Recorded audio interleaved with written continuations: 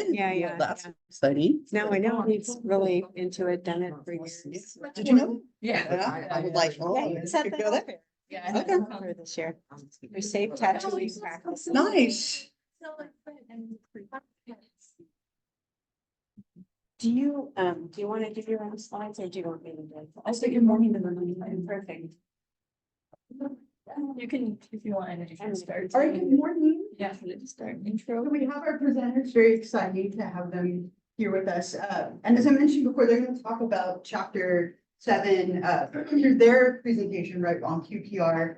Please give them your attention, ask, answer questions. And I know they're going to say this as well, but I'm going to be sitting here by the door. So if at any point it is like too much for you, or you feel like you need to step out, totally fine. I might tackle you on the, not tackle, but like I'll follow you out. In my head, that was fun.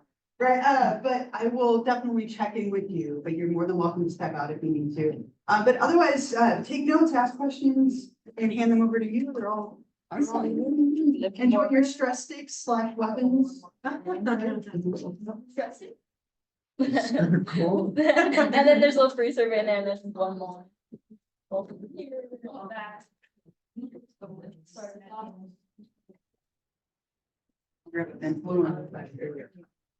already pre-stressed for me. If you want to do the intro today. Yeah, sure. So, good morning. My name is Allison Bartlett, the coordinator here at the Mark Park College Student Health Center. And I always like to ask at this point, how many of you were aware before I said that we have a student health center here on campus? So a lot of you, but a lot of you not. So there's a services card in your packet and it tells you all about the various services that we have. Just want you to know you pay a very low health fee every semester to have access to really excellent on-campus care. It's right very close to this building. It's in the admin building right across Raider Walk. And we are there for you, including access to free mental health services, which is really a A+ benefit to going to school here. To my right, here is our amazing health educator, Jasmine Betka. And the two of us have come here today to do QPR, which is the curriculum that we use for suicide prevention here on our campus. QPR is question, persuade, refer, and it's sort of the same idea as CPR, like 3 steps to do to help somebody when they're in their hour of need to help save a life. And so that's what we're going to be doing for the whole class period today. We want to make sure everybody feels comfortable asking questions. We are here to answer for you best we can or get answers for you. Again, if you feel like this is way too much for you, and you need to just step out for a little while or for the rest of the class period, just please check in with your professor and let her know that you're safe or not safe, and we'll act accordingly, okay? So that's really important. So this curriculum was actually developed by Dr. Paul Quinault in response to the very high suicide rates up in Washington State. There's a lot of research behind it.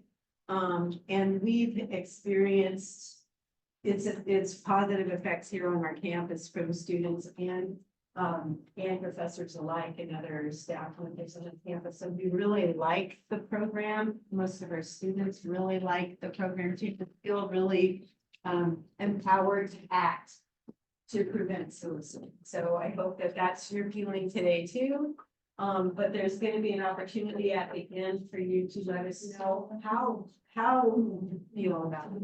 You know, if you liked it, if you didn't like what we could do better and all that. So hopefully everybody's had a chance to go through the tests. There's a little free survey in there. That's a big thing.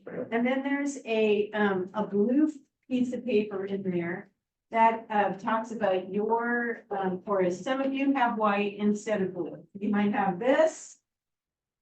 Usually we try to get them all color coded, but sometimes it doesn't happen. More this one, and this one is kind of about your personal experience with suicide.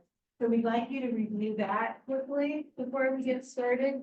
And that'll give you some. So we're just gonna give you a few minutes to take care of those pieces and then we'll get started. I picked a bunch of these up. Just. Oh, okay. Also, so I'm gonna have to clean up that mess when I get this. That's all right.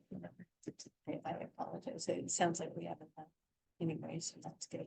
Nice. Pretty like S52 card pickup with the. No, right, exactly. Can't. This one it is.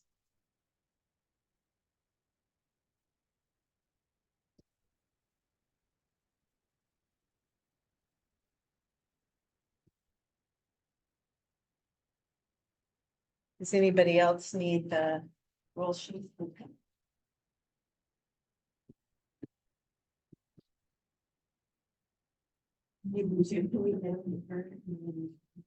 Great.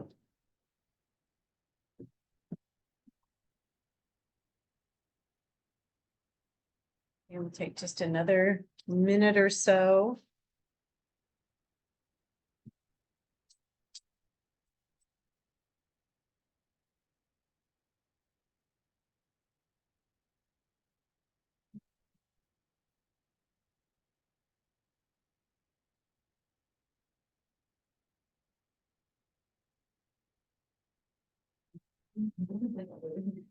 I know it's so long.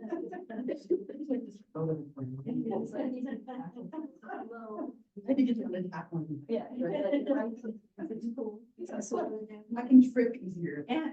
Exactly. Wow. No, make sure you check in. But don't worry, the health center's across the way.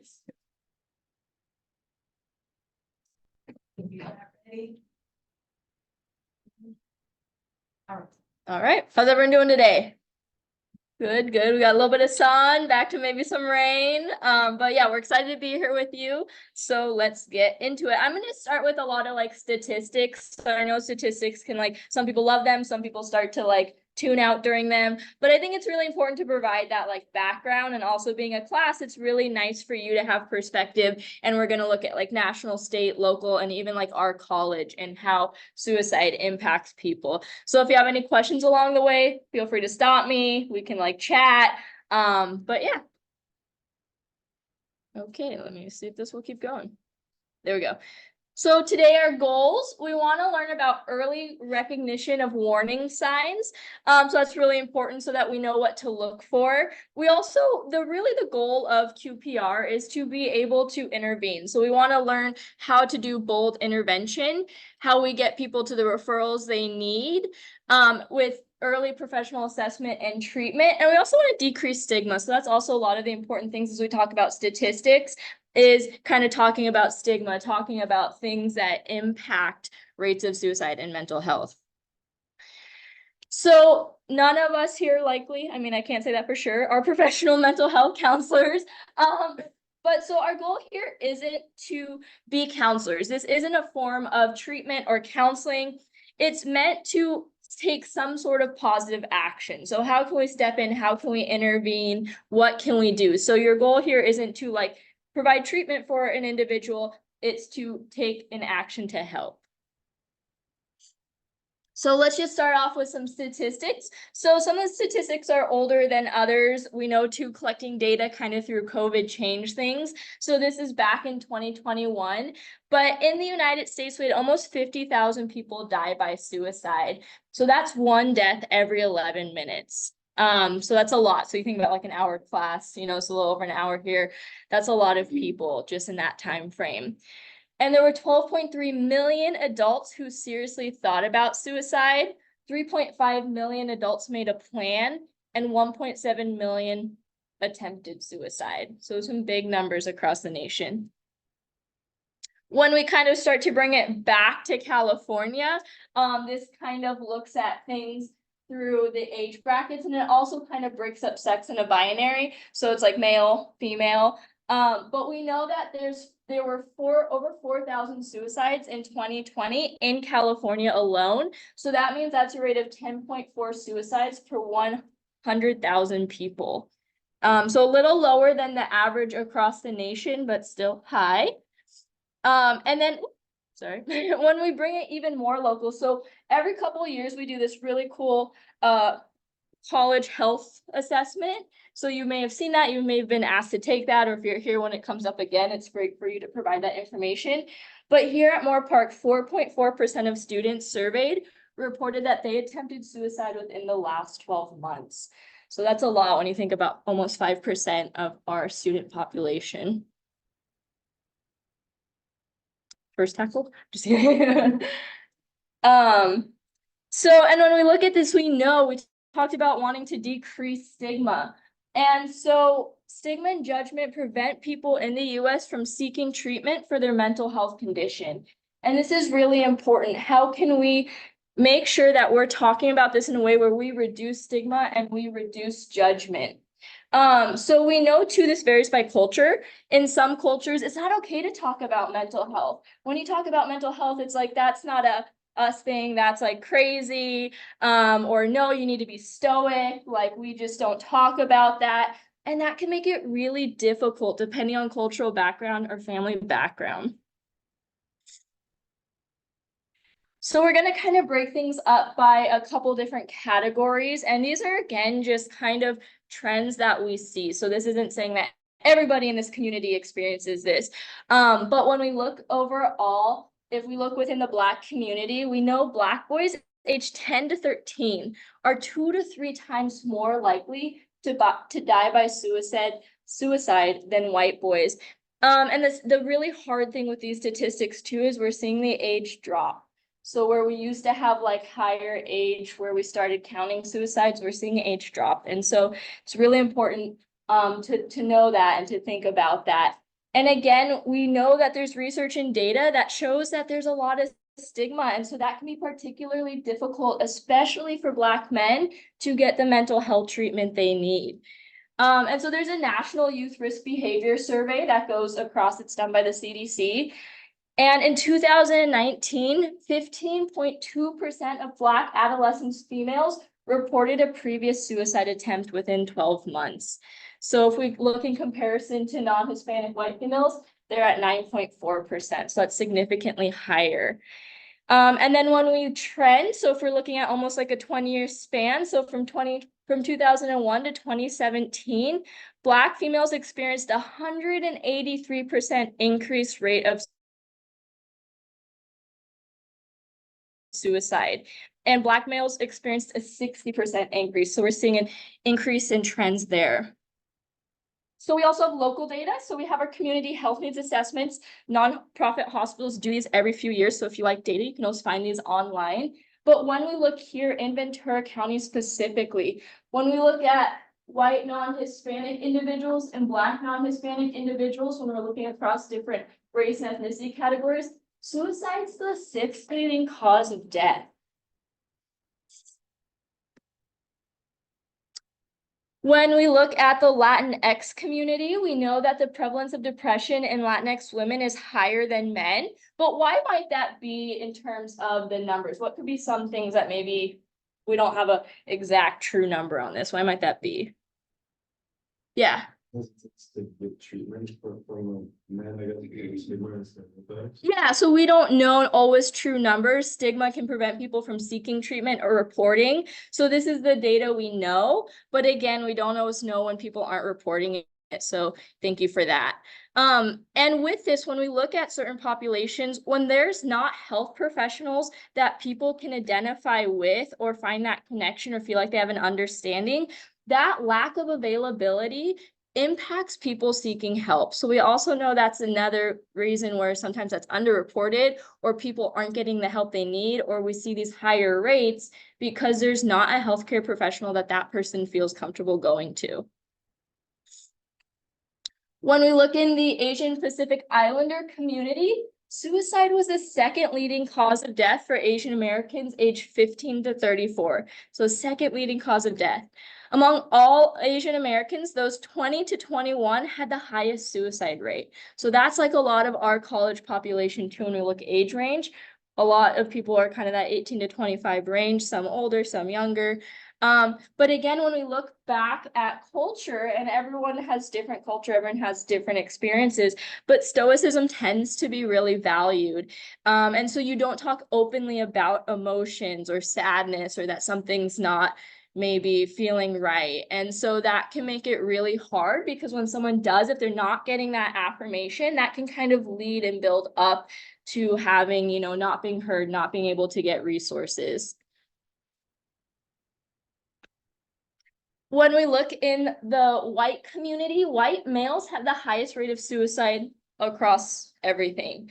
And in California, 61% of suicides were by people who are white. Another community that we can kind of look at specific data on is the LGBTQIA+ community. Again, this isn't like the entire community experiences this, but there's all of these external factors like acceptance, social rules, all of these things that can make it harder for people to access care and have additional stressors. So in 2021, 69% of LGBTQ+ youth reported feeling persistently sad and hopeless. So that's almost double heterosexual youth.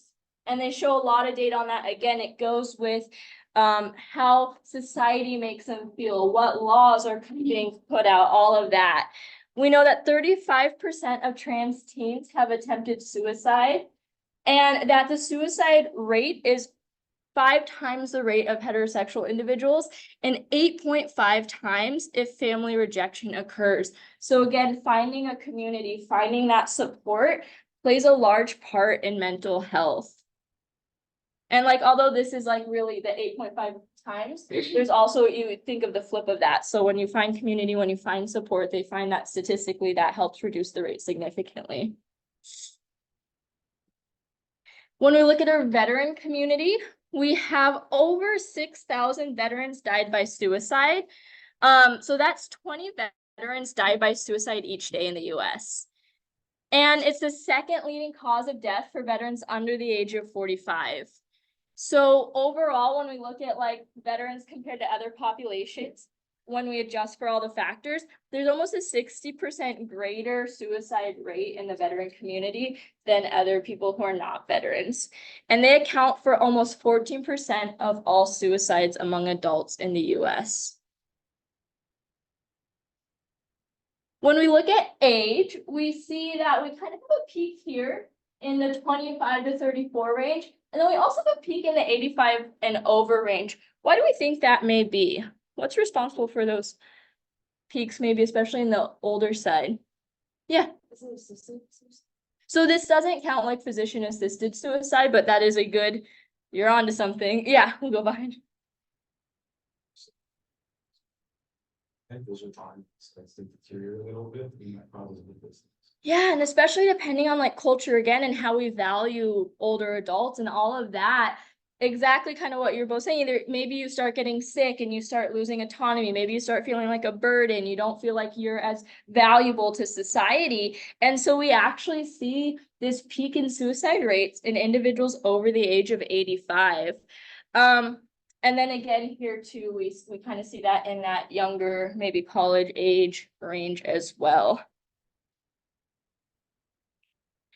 When we look at Ventura County, and again, like we look at kind of binary sex, male and female, in our male population, it's the 7th leading cause of death versus overall the 9th leading cause of death. So again, that's significant to consider when we look at potential risk factors, things like that.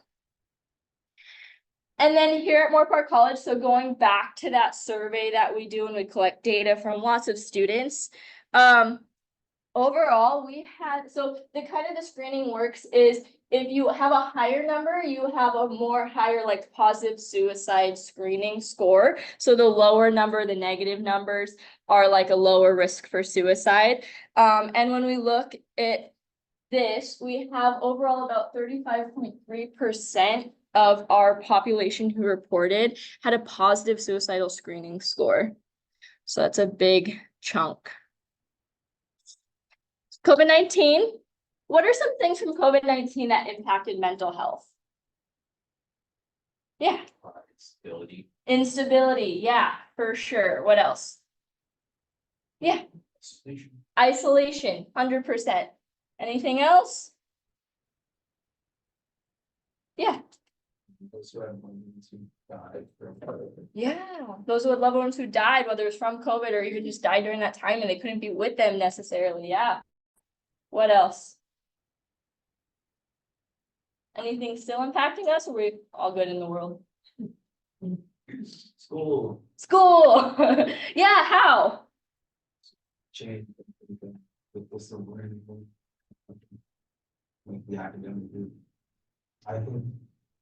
I can't think of the word. Yeah, Our academics suffered because of. Yeah. We weren't used to this anticipation. yeah, absolutely. So we went from like doing school one way, going into another way. Now we're kind of back with this mixed way, and people had like years that they missed out of those social connections or bonds maybe they form in school, or even just learning how to work with others. Yeah, so I think everything listed, right? We know people lost people that caused grief and loss. Also, people became caretakers that weren't typically caretakers. Maybe one of their family members experienced long COVID or got sick, and that added to the stress. And then on top of that, we have this isolation factor that we're still trying to like, well, what does the world look like now? We had all of these different viewpoints that can cause a lot of stress. And absolutely, school, socializing, classroom norms, all of that rapidly changed, and we're still trying to kind of sort that out. So that can add to a lot of mental health stress. And again, I know I've said this several times, but culture matters, and also our mental health provider workforce is really important. It's essential to really have a diverse workforce where people can find someone that they can identify with. In the Ventura County Health Needs Assessment, they did several focus groups, and one was like the LGBTQ plus population. And some of the report back was like, even if I wanted to seek care, my mental health provider doesn't understand pronouns, or they don't understand what I'm going through. And so why am I going to even go try? Or if there's not that cultural understanding. So finding a diverse workforce that can really support mental health is essential. Ooh, got excited there. And when we look at methods of suicide, so firearms is the highest overall for suicides, and it does change. So like 43% of male use firearms versus about 20% of females. And then after that, it's like hanging, suffocation, poisoning, and other. And so this isn't necessarily like, you know, the most important fact you have to take away from this today, but it is things where if you see a sudden change in someone that, you know, maybe they're starting to acquire a firearm and they never have, or they're collecting pills or something like that, that's kind of, again, thinking about what methods might be used and why that's important. But overall, undiagnosed and untreated depression is the #1 cause for suicide. The #1 clue is expressing hopelessness. So that's really important as we're working through this today. If someone's expressing hopelessness, that's our #1 clue. And untreated or undiagnosed depression is the #1 cause. So here's some brains, some pretty lit up brains here. So this is a depressed brain, and this is a not depressed brain. What do we notice in the difference between those two images? Yeah. Yeah, like significantly higher. So again, this isn't something where we're like, you know what, just go do a fun activity, you'll be good to go today, right? There's literal differences in someone's brain who's not depressed and the amount of lit up activity going on, and someone who is depressed. So this is significant because a lot of times too, there's that kind of misconception of like, well, if they just turned it around, just, you know, all of that. But we see these scans and how different the brain's working. Why do you think it's harder than if your brain's not as lit up? It's kind of self them because it's not as lit up. Yeah, so it's definitely, you know, again, we're not getting that same level of function that we need. And then overall, what can you all tell me? What are some common symptoms of depression? I heard you all talked about depression already in this class too. What are some common symptoms? Things we might see. Yeah. Lack of energy, definitely. Yeah. Feelings of hopelessness. Feelings of hopelessness. Way to keep paying attention to this presentation. Yeah, that's awesome. I don't have to do any of these slides. You all seem to know them. Yeah, so finding a lack of enjoyment. Yeah, Too much and not enough sleep. too much or not enough sleep. This is wonderful. Yeah. Weight loss or weight gain. I'm not kidding, y'all are like, I feel Yeah, like no, we're no. wrong parents. yeah, it's good. I was like, if I had stickers, everyone would be getting stickers, like. Yes, but I also do sexual health, so. Anything else? It might be a shock, but maybe like, increase in substance usage, Yeah, alcohol, drugs. absolutely. You're definitely on track there, yeah. When we talks about suicide with that, they wonder whether they're saying suicide. No, that's great, yeah. I'm super fresh, we're just taking things to like chat. and, like, Presentation, they're on it. Yeah, so I literally will go through these quickly because I think you covered essentially all of them. But yeah, a loss of interest or pleasure or motivation. So someone who loves doing something, like they always play soccer on Fridays and all of a sudden they have no interest in doing that anymore. They don't want to see people they care about. That's a big symptom of depression. Heightened emotions, so it's like something small happens and there's maybe this big emotional reaction for it, whether that's anger or frustration or irritability, kind of more than that normal threshold that we would see. Feelings of profound sadness, guilt, or shame. So that can be, again, just someone's super sad or they're feeling really guilty or shame, they have shame about something. I know this was mentioned, fatigue or loss of energy. So just not feeling like you can get out of bed, not feeling like you can do your day, all of that. Changes in sleeping and eating patterns. So I was so proud because they were said on both sides. So either sleeping like excessively or not sleeping at all. And also with eating as well. Like some people eat a lot more and then some people stop eating. So it's either direction. Problems concentrating or making decisions. So really just not being able to focus, not seeming present, not being able to commit to something or make a decision that needs to be made.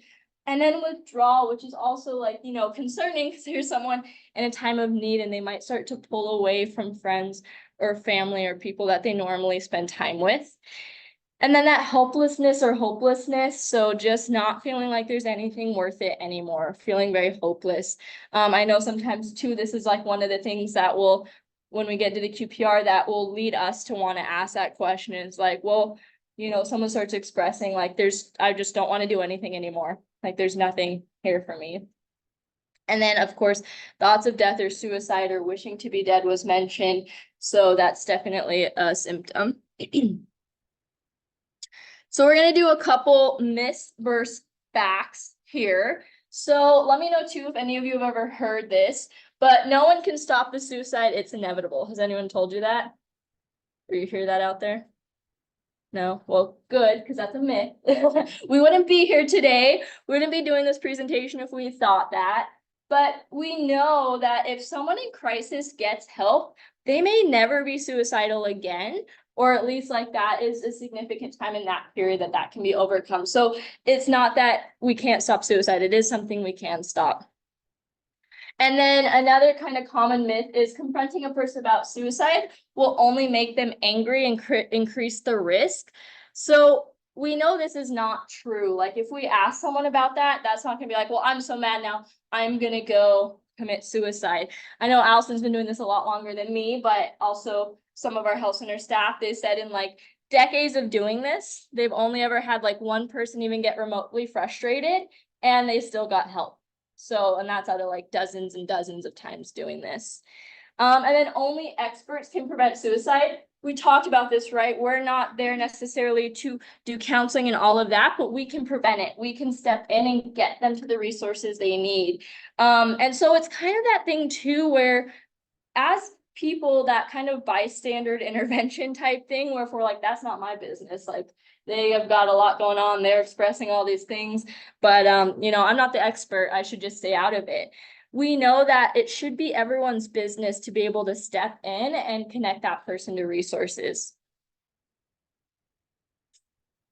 And then another one is that suicidal people keep plans to themselves. So of course, there's always cases where maybe this is the case, right? But we know that most people communicate some intent in some way. Do you want to share the story with your son's middle school friend? Yeah, absolutely. So when my son was in middle school, so one of those really young versions, he came home from school and told me that one of his friends killed himself, which was just devastating for all of us, right? And he said, I just had no idea that this was gonna happen. And then he starts to tell me about this kid giving away all of his stuff. He had this really cool back in the 80s trapper keeper thing for his papers that everybody loved and wanted, and he was giving that away, and skateboard and all kinds of other stuff. So there were hints that that little boy was going to kill himself, but people didn't recognize that. So that's a really good example of that particular hint. Yeah, thank you. I was like, Mhm. when it's someone else's story, I was like, you Yeah. got my story to tell. But yeah, so a lot of times people do that, whether that's giving away prized possessions, whether that's mentioning things. I know, I think you'll cover more of the phrasing after, but definitely something that's not true. And then those who talk about suicide don't do it. I feel like this is like the number one myth I hear. It's like, well, if they're talking about it, they're not serious. They're just attention seeking. And I think that's like a really common narrative still out there. And a lot of times it goes back to, though, people are trying to like test the waters to some degree to see, is like, what if one person cares, right? What if one person intervenes? And so if people are talking about it, we can't think that that means they're not going to do it, that they're just like, oh, I just want the attention, this and that. That's not true. There was like a documentary. Has anyone seen the one on the Golden Gate Bridge in San Francisco where they interview like the only few people who've ever survived? And one of the people said, like, I was standing there and I was just waiting for like one person to say something. And I said, if one person says something, I won't do this. Right. So it goes back to that. It doesn't, it's not something where we can just ignore it and be like, they're fine. And then the other myth is, once a person decides to complete suicide, there's nothing anyone can do to stop them. Again, we know that's why we're here. If we get them connected to the right resources, they may never be suicidal again, or at least they have that support system and that network and that help to kind of help if that feeling comes back. All right, I'm going to pass it over to Allison. Thank you so much for being great. All right. So, as we just said, when people exhibit signs, we need to take them seriously, right? And so, sometimes people will be direct with you. I've decided to kill myself. I wish I were dead. I'm going to commit suicide. I'm going to end it all. If such and such doesn't happen, kind of like the story that you just heard, I'll kill myself. We had a student here many years ago now who said in one of his classes, if I don't get an A on this test, I'm going to kill myself. And it was because he was trying to get into medical school, right? And fortunately, one of his fellow students heard that and reported it to the instructor, who walked that student over to the student health center. And he was serious and he got help. Right. So it's really important to know not only that that is something to take seriously, but that there is help. There is something for you to do to help that person. So it could be indirect too. And that's been my experience, is it's more commonly indirect. I'm tired of life. I can't go on. People would be better off without me. Who cares if I'm dead? I just want out. I'm done. I won't be around much longer is a really common one. Pretty soon you won't have to worry about me, right? Those are all comments that when you hear them, it bears a little follow-up from you. Like, what do you mean by that, right?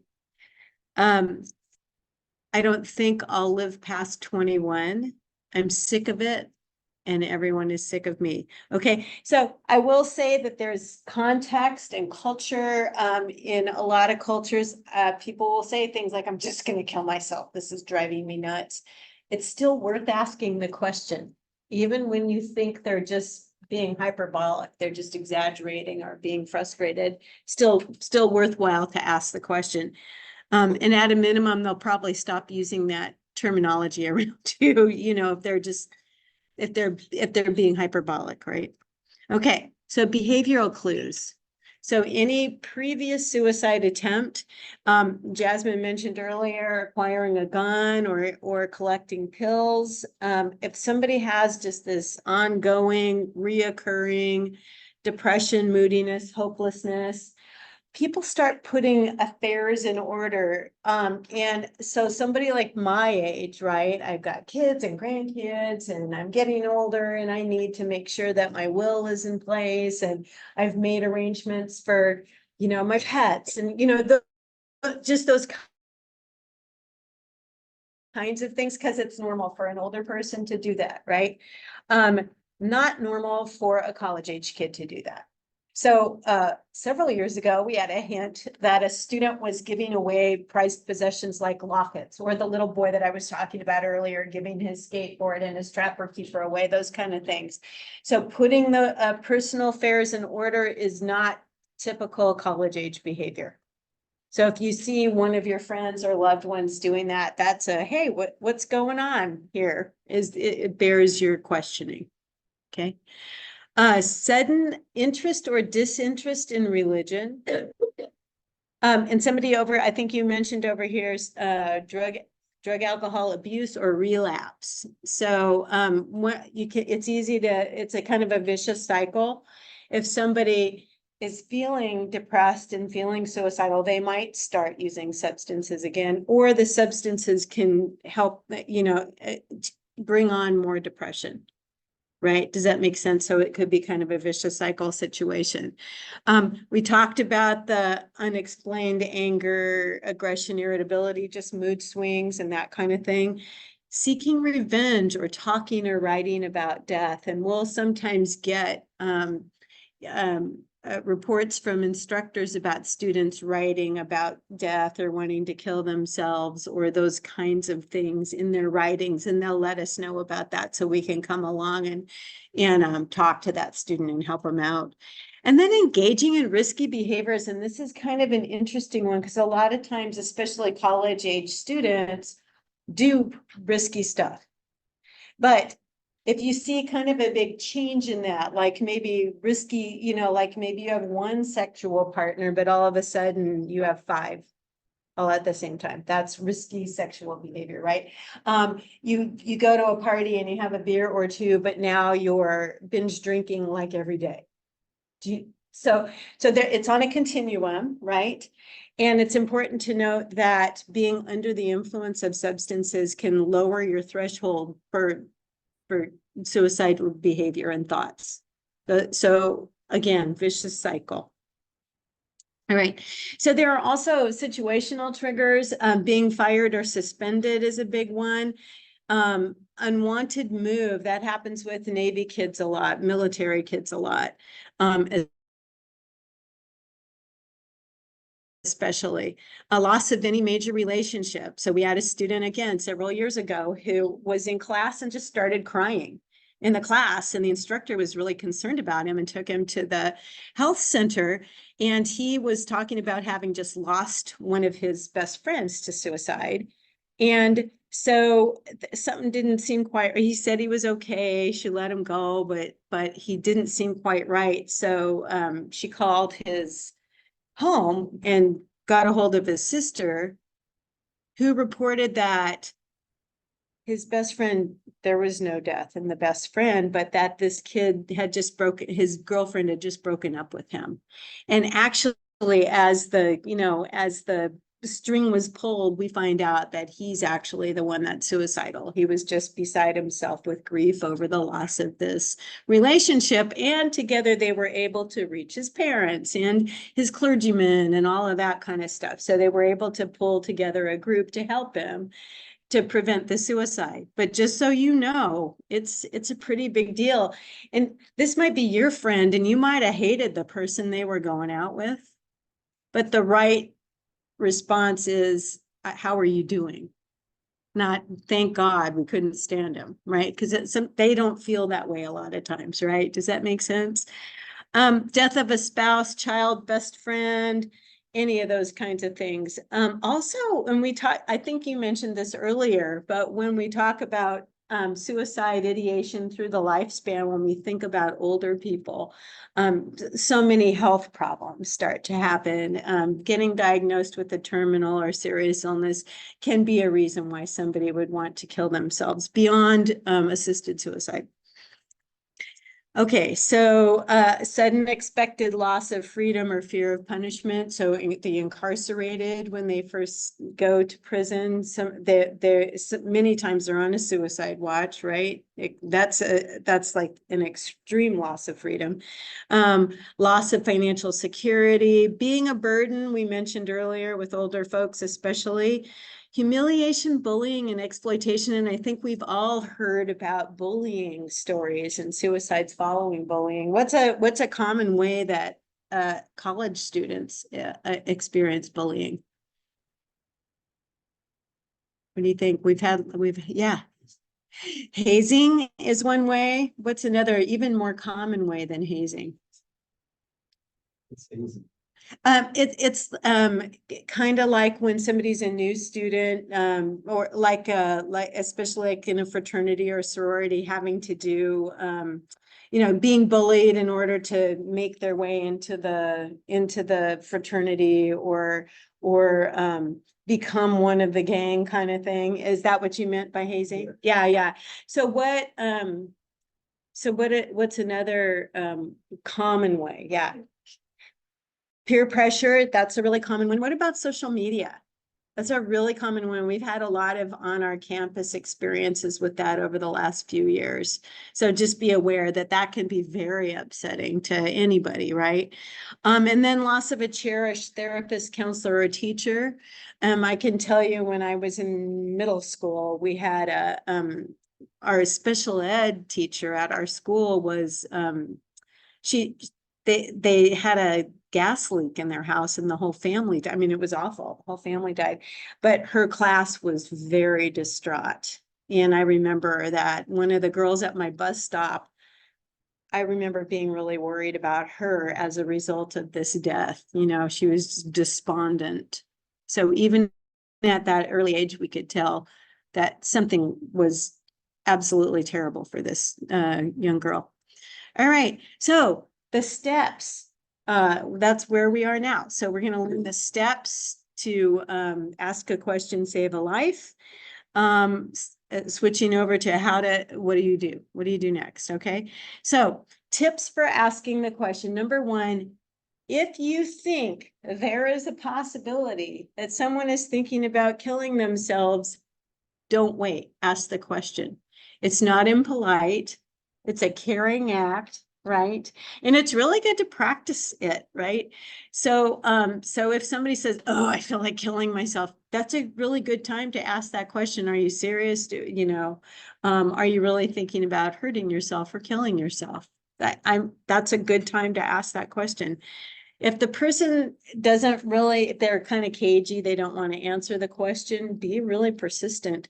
The other thing is that you don't want to ask that question in a big group, right? You want to kind of take the person aside and make sure that there's some privacy, because sometimes the answer to one person that cares about them is really different from the answer in the question in front of a whole class, for example.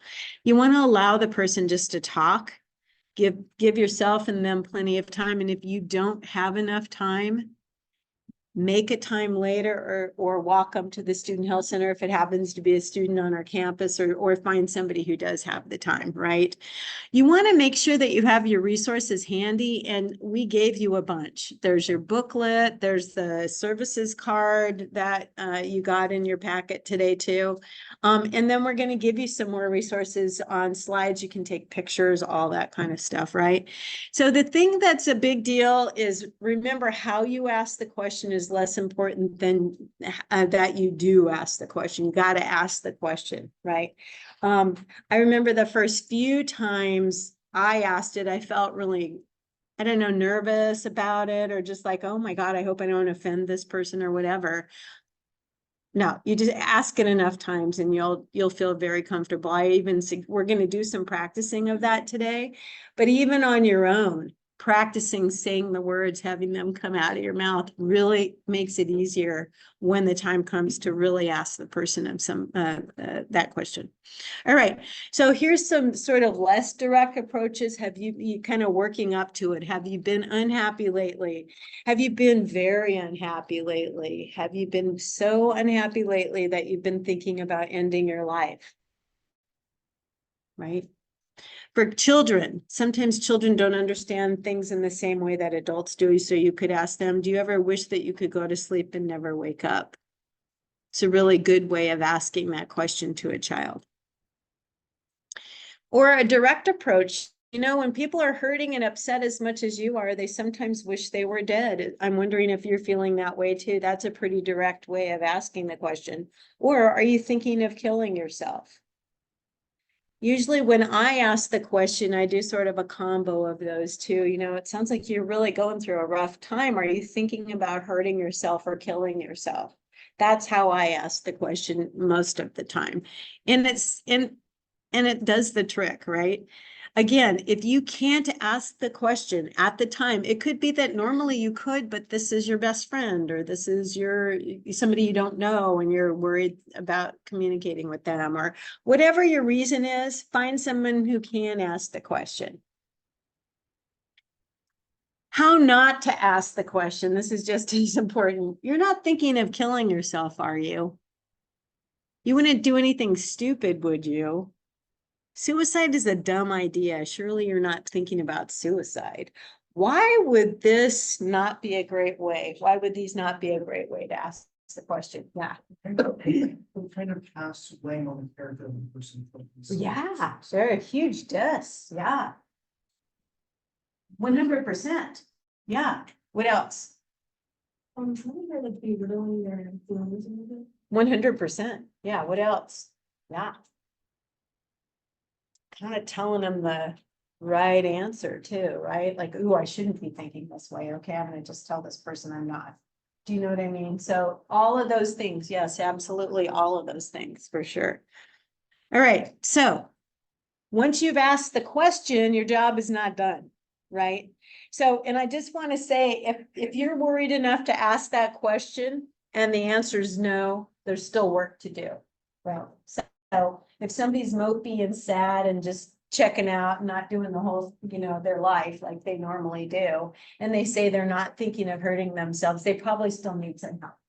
So just to set that aside, but say they do say yes. So you want to listen to the problem and give them your full attention. So remembering that it's not the problem, only the solution to a perceived problem. And one of my really good friends who's a therapist, I love how she describes this. It's a permanent solution to a temporary problem. And I really love that. It really helps me put it in the right frame of mind for myself. So a lot of times there's like circumstances. We talked about some of the circumstances before. Those circumstances come along. This person feels there's no hope. There's nothing they can do about it. And so that's the only way out, right? So the other thing is sometimes like the B or getting a B or a C in math, it doesn't seem like a bad thing to you. Like I would love to get a B in math, right? That's not my forte. But for somebody who's trying to get into medical school and needs straight A's, that is a devastating blow, especially if there's a lot of family pressure, right? So we don't want to rush to judgment. We want to hear and listen and understand what the person is going through, right? And we want to offer hope in any form. What does that mean? Your car broke down and you can't get to work. I think I can give you a ride. Sometimes that little act of kindness is enough to make the person see that there are solutions to their problems. I don't want to belittle. I'm just saying that there are some times when people have those not lit up brains that it's hard for them even to ask for help or get assistance when they need it. Does that make sense? And a lot of times you're available to offer help. All right. So persistent statements that suicide is not a good solution. It's a permanent solution to a temporary problem. Come up with some healthy alternatives. We have students that are very upset about financial situations here and don't understand that there's there's a $400 grant that's available to students. Sometimes $400 is the difference between being able to carry on and not, right? It could be getting new tires for their car or being able to buy gas to get to school or get to work or whatever. So it's astounding sometimes how little solutions can really have big impact on the person. Really accept the reality of their pain, but again, offering solutions and alternatives and being respectful. Remember how we said those other ways of asking the question were disrespectful, being respectful of them, really important. And then make sure that you collaborate. Hey, I can do this, this, and that for you, and let me take you and help you get some help and those kinds of things. You're working with them. What are they willing to do? How can you help them? And then offer help in any way you can, right? And sometimes it means getting them other help, right? Right. If they tell you they've had treatment, so sometimes the help you're offering is mental health, right? Let me get you to a provider. Let me get to the health center. Let's call 988 together. Sometimes they say, oh, I'm not going to try that. It hasn't helped before. And you could ask, what if this time it does help? We know that people that have had therapy in the past and haven't really liked it, sometimes it takes several different providers before they click with somebody. So it doesn't mean that it's all bad. It just means that they didn't have a good connection with the previous providers. Sometimes they did. I mean, they're still there. So sometimes the person helped them through a suicide attempt or helped them through some depression before, right? It just wasn't a permanent thing, a permanent condition. All right, and then referral. So that's the R of QPR. So again, they believe they can't be helped, so you will have to do more. The best referral involves you getting the person directly to the help they need. So if it's a student here on campus and you're here together with them, you can always walk them to the student health center if you're here during our hours. We have good, all day, Monday through Thursday, and a half day on Friday. If you're here when we're open, we've had many students walking their friends to the student health center. We've had many professors walking students to the health center. It's a thing. We're used to it. We see it. We take care of it best we can, right? So will you go with me to get help? That's really the gold standard. Sometimes if they're not a student, it's sit right here with me while I call the suicide hotline, the 988 number, and they can help you with the person too. I've done that before. It's a great solution. Sometimes they don't want to do that. No, I'm not going to do that with you, but you can, you can offer to call somebody for them. You can offer to get rides for them. You can give them the information, right? So there are lots of ways of having them let you get them help. And then the third best is just promise me you won't kill yourself till we found some help. Sometimes that can be a really helpful, kind of buys you a little bit of time with the student, right? So gold standard, get them help right then, work with them to get them help is the second one, and then just don't do anything till we get some help, right? Okay, so again, this is a biggie. Commitment to sobriety is important. We know that when people, especially with alcohol, that seems to be really the most significant one. When somebody is using alcohol, it really lowers their depression threshold. And a significant proportion of people that have killed themselves are actually under the influence of alcohol specifically, but other substances as well. It decreases inhibitions. It makes you feel worse, even though there's a lot of, commercialism around it, like it's a happy, joyous thing, right? It really is actually a depressant. So it's really important to be aware of that. All right. So this is the slide to take a picture of if you have your phone ready and camera ready. Just a few things. I mentioned 988 before. This is wonderful. We now have a mental health suicide hotline. It can also be a crisis hotline, so you don't have to be suicidal to call it. You could just be in a mental health crisis and still call that number or call it on behalf of the person that you're worried about. And they will give you next steps, just like 911 will, okay? It's really a nice, okay, so video relay service, that's a new little piece there, huh? That's great. 988 for veterans. Remember, we talked about how veterans have even higher risk than the general population. So there's a specific offshoot of this. Press 1 for 988. Some other really good resources here. Trevor Lifeline. That's a toll-free number. I don't know if we care about toll-free number anymore. Everybody's numbers are toll-free, I guess now.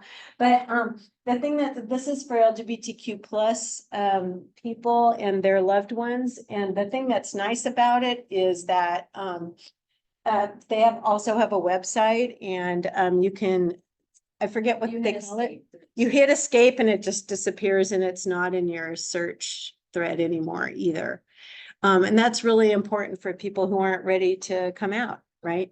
But we saw that there's a higher rate of suicidality in this population, and we want to make sure that they get the services they need to, right?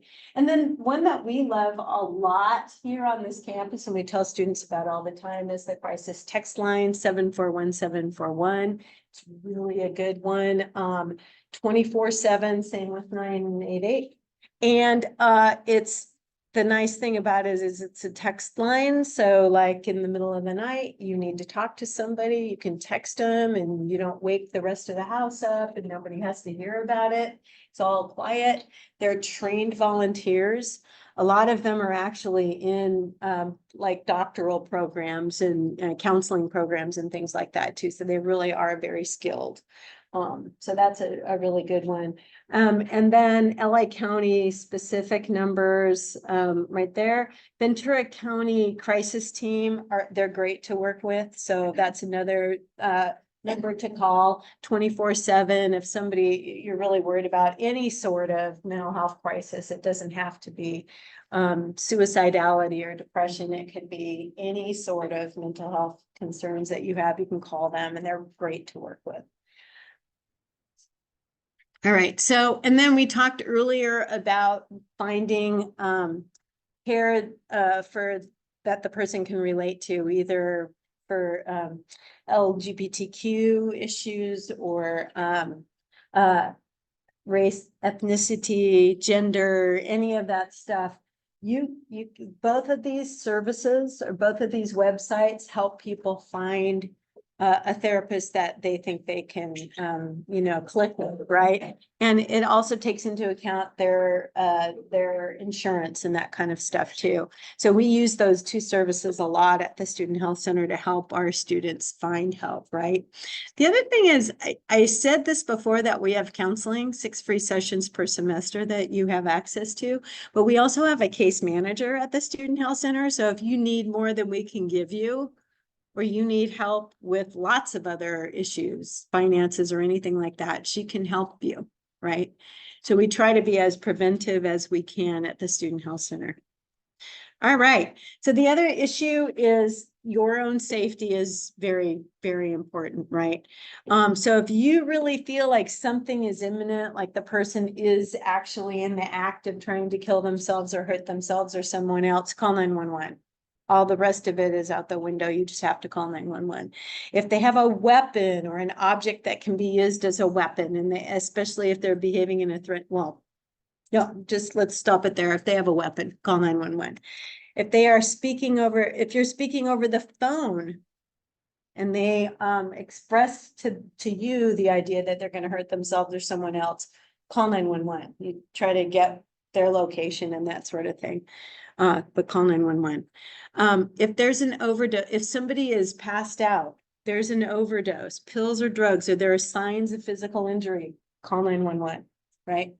And how many times, I know when I was in college, I would go to parties where there would be people kind of passed out. Did I call anybody? No, but you should, right? That people die of alcohol poisoning and drug overdoses all the time. if you're confronted, you want to leave the area, you want to try to isolate the person best you can, but really look out for your own personal safety and those around you. Attempt to observe where they're going, what they're doing, and then be able to report that to the 911 operator. Does that make sense? This is really important stuff. We don't want you to get hurt or killed in the process. Okay, almost all efforts to persuade someone to live instead of attempt suicide will be met with agreement and relief, so don't hesitate. And I will tell you, every single solitary time I have asked somebody that question, they've either said yes and we get them help, or when they say no, they sound either way, they sound very relieved to have been asked.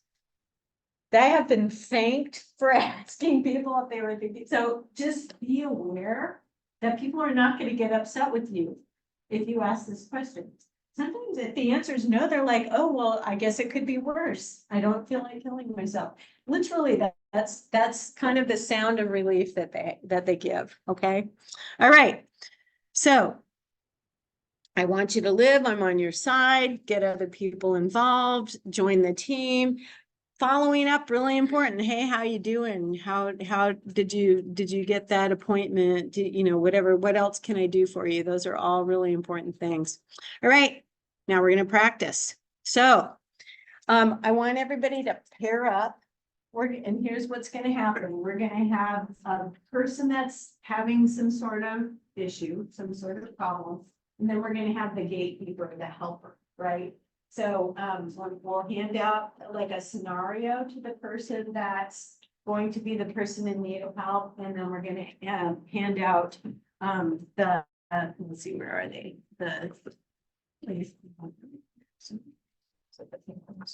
Yeah. Okay. Yeah. All right. So I think we can do 50-50. So the gatekeeper, you have some instructions too. Your goal, gatekeepers, is to ask the question. That's your whole goal. Ask the question, right? So we'll see how we do with that. Do you know who you're teaming up with? No. You'll go that way. If you can get a white sheet, make sure you're with someone with the like salmon sheet. Otherwise, we can for you to team up. Okay, but make sure. So it's a role play for sure. All right.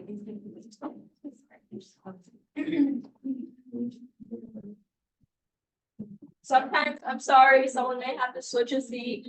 Are you two teaming up? Okay. Or stage two, you can kind of do. Okay. All right. The water is I've been feeling overwhelmed with my hotel with my yeah. Doesn't sound good. So you want Oh, gee, yeah. but it's good. The water is overwhelmed.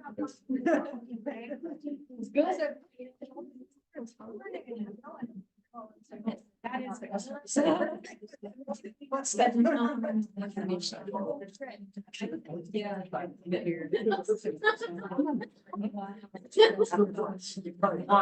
down. Yeah. But she said she got the. No, I was thinking about. Next part. Right. It's a balance, right? But one thing is that.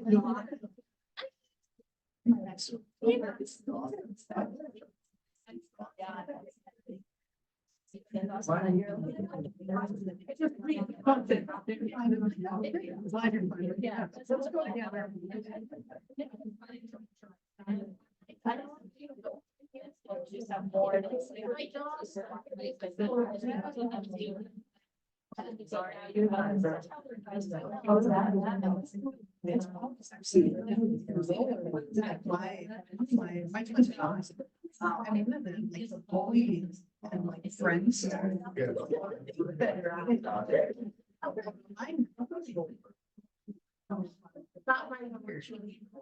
And also.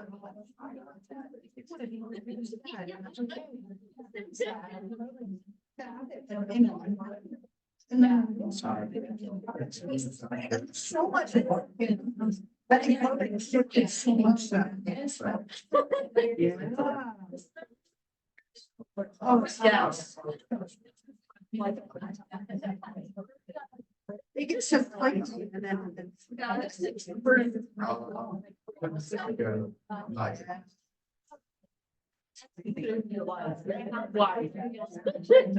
wanna try again.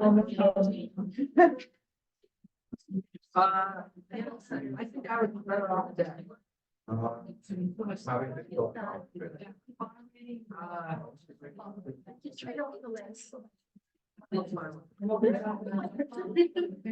Personally, yeah, like.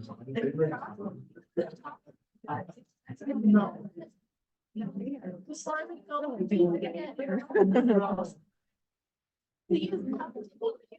What? I just said no. I mean. Right out. Yeah. Right. What's the part? Right now.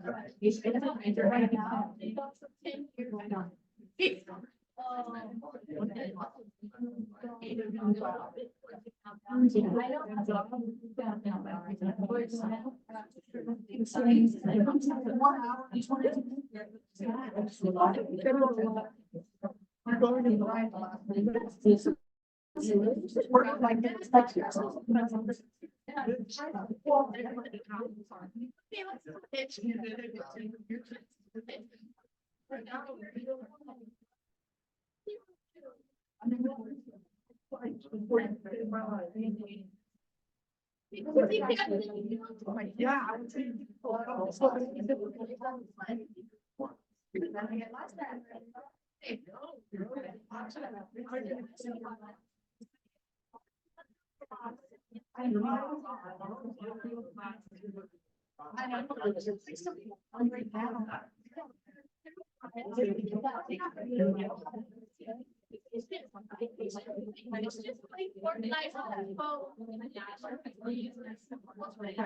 I mean, I can't. I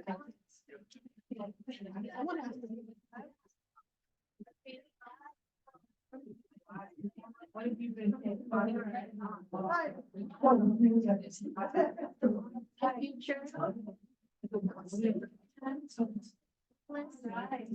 So we've got some really good stuff. How many of you have the date before we'll just get to the question? We've had times with only like one person was able to, was it hard? Was it hard to do? What do you think? Hard? Yeah.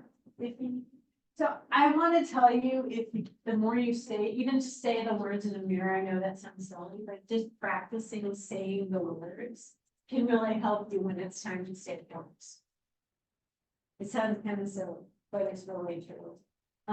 So, well, very good. And then, if you were the person experiencing the difficulty, how was that for you?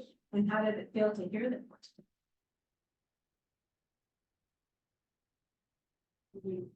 Any observations about that? It's really tough. Yeah. I've been in this position many times. So, yeah. Yeah. That was lovely. Thank you for sharing that. Any other last minute observations and questions, concerns? All right, well, I'm gonna give you guys an A+ for your practice session. That was pretty awesome. So the next thing we want you to do is take the post survey. So it's on the flip side of the pre-survey. So go ahead and do those questions. And then when you're all done, we want you to come up here, bring the role play papers with you, and drop off your survey, and then we will give you this certificate suitable for framing up here. All right. And I want you to give yourselves a round of applause for just doing such a good job today. In class. Let's do one more round of applause for our.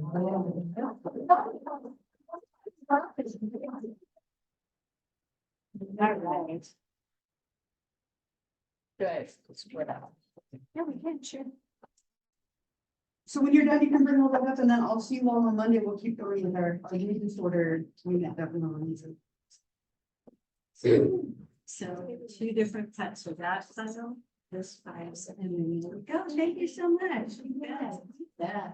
Absolutely. It's terrible. Thank you. So keep looking at you. That's why.